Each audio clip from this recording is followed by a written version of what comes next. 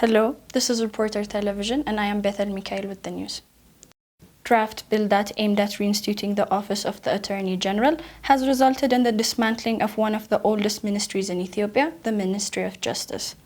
The piece of legislation that was tabled before the House on Tuesday cancelled the article that gave power and responsibility to the Ministry of Justice, particularly rendering it useless. The new Attorney General office will have all the power and responsibilities of the ministry, plus new one that included the power of 3 special prosecutors.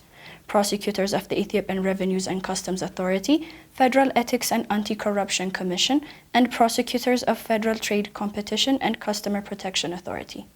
Furthermore, the Justice and Legal Research Institute and Federal Correctional Facility Commission will both be accountable to the newly forming the Attorney General Office.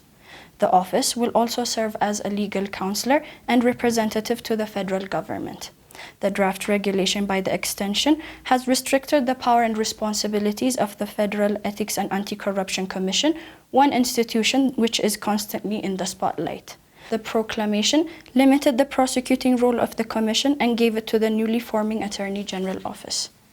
The Federal Police, another law enforcement agency in Ethiopia, have been put under the direct purview of the Prime Minister's office. Currently, the Federal Police Commission is under the Ministry of Federal Affairs and Pastoral Development. The House is set to approve a pair of regulations that will see Ethiopia join the African Trade Insurance Agency, a continental insurer established to reduce trade investment risk in Africa, and a loan agreement in amount of $7.5 million that will be procured from the African Development Bank.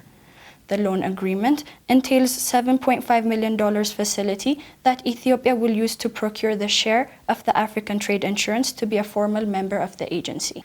After receiving formal approval from the board of the agency, the standard power and responsibility of any member country and details of the insurance coverage that the country will enjoy under the umbrella of the agency has to be formally codified and ratified by the member country lawmaking body.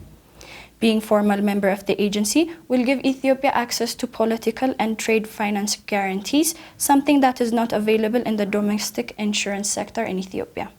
Furthermore, the membership will also benefit from reassurance services for Ethiopia, according to the explanation that is attached to the draft bill. The House, in its deliberation on Tuesday, has referred both bills to the Budget and Finance Standing Committee for further examination. Established in 2001, the agency is an insurance company that guarantees trade exchanges between African member countries. It now has 40 member states and investments worth $17 billion in Africa.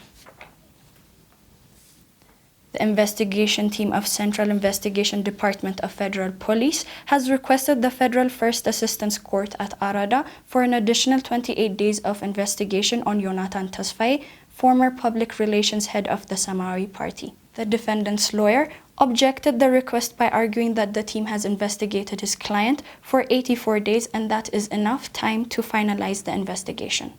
The lawyer cited the provision from the anti-terrorism proclamation that states that if the investigation is not completed, the investigating police officer may request the court for sufficient period to complete the investigation. But he argued that does not mean the court should grant the request and ask the court to grant Yonatan bail.